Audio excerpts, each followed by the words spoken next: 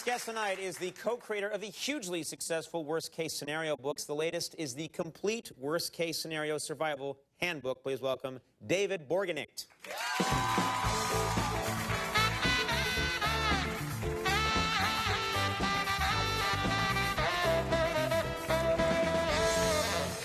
Now, David, thanks for being here. First of all, I'm a fan of these books, and I got to admit, when I first picked one up, I thought it's a joke. And you read through it, and you're actually giving sound advice for how to escape all of these insane scenarios. Yeah, absolutely. We thought of it as a joke, as entertainment when we first started writing them, but we thought it would be more funny if we actually gave people real answers. Sure. Pretending like you need this information. Right, right. And so as a result, it's probably the only book that's ever been positively reviewed in, like the New Yorker as a kitschy piece, and then Soldier of Fortune as a serious survival manual. Right, right, because you cover a lot of ground. Have you tried, I mean, obviously there's things in here that you can't try. There's how to land a plane if you don't know how to do it. There's how to survive if you jump out of an airplane without a parachute. You actually give advice on what to do, which I think is to just die quickly. So you can't try it all, but have you tried, there's one in here, how to take a punch. And did you try that? That I did try. We obviously the non-lethal ones. Right. But taking a punch, in terms of taking a punch to the face, the boxing instructor. What's the advice that you give to people? Well, it's counterintuitive. If you can't duck the punch, scream like a girl and duck the punch probably. But if you have to take it, you actually want to try to move towards the blow. See, that's the craziest thing I've ever heard of. You want to, as the guy's about to hit you, get your face as close to his fist as possible. Now, I guess it's because you then cut down on the velocity of the fist. Yeah, you're meeting force with force, but you're also, the danger with the head blow is that it's going to dislodge your brain and kill you instantly or something like that. Yes, yes. So you're trying to, keep your head from whipping. But I was thinking about that. The guy's about to hit me, and I'm like, oh, yeah? Well, I'm going to show you. Right, I got Wang.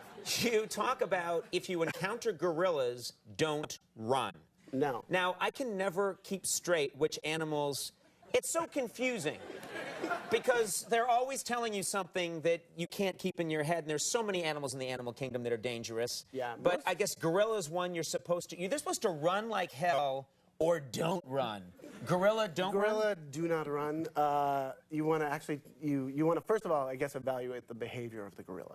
Is it pounding its chest and yelling and behaving aggressively, or is it just curious? Is it poking around? And if it's just poking curious, around at what? Well. Yeah, whatever. I'll get to that later. So what do you do to the gorilla? You should appear submissive, be docile, sort of bow your head a little bit, not like a, sensei thing. Yeah, but just sort of lower your profile. Lower your profile, be small to the ground, and interestingly enough, though, the gorilla handler that we spoke with, there are such things, told us that if the gorilla gets a hold of you, if you smack your lips loudly, sort of and groom it, pick little pieces of leaf and dirt off its arm, it tends to actually get more submissive. And if you encounter a dangerous gorilla, smack your lips like you're eating a peanut butter sandwich and start picking things and grooming it. Yeah, I think you've boiled it down. Should use a hairdryer while you're there. You've boiled it down perfectly. You have my favorite thing about these books sometimes is the illustrations. You have what you should do to survive an elephant stampede. This is one of my favorite drawings,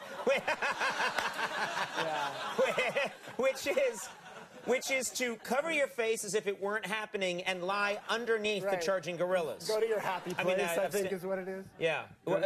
What's the point there? They actually, even stampeding elephants are going to avoid, prone animals and prone humans, in fact. So they will step over you. If you're moving is where you're That's a huge leap of faith. Yeah. I will lie here and the elephants shall step over me. I think that's why he's covering his eyes and trying to go to the happy place. Because he knows deep down it's a stupid idea. You have in here, I love this, and this is real, how to escape a bad date.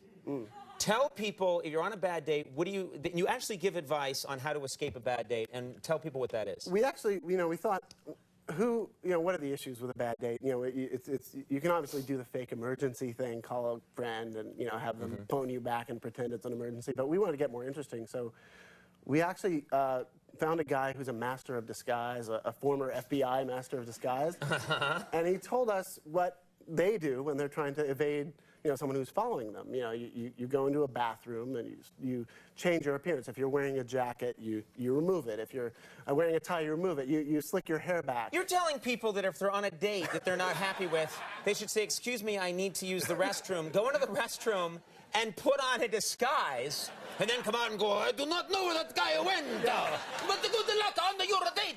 Yeah, he also said that he recommends changing your walk. So I don't think he means... I don't know where that guy went. I got a limp when I got shot, but anyway, I'm out of here. Yeah. That's the craziest... Well, he's a master of disguise, so he knows his stuff. We go straight to the experts for this. I'm talking about some of my favorite illustrations. This has to be my favorite. It's How to Save a Choking Cat. And I said earlier that I had found my Christmas card, but no, this is my Christmas card. Yeah. Look at that cat. That cat. No, go back, please. I could look at that all day and all night. Yeah. Yeah. Whoever drew the face of that cat is a genius. Yeah. That's Brenda Brown. She is a genius, and I'm in love with her. You should see him after. Yeah. It's Well, even better. there's a lot of it's a lot of really fun stuff, and then shockingly, a lot of really good advice, and you should get it. The complete worst case scenario survival handbook is in stores now. David Borgenicht, really fun talking to you. Thanks for being here. Good job. We'll be right back with Lesa Vipa. We'll see you.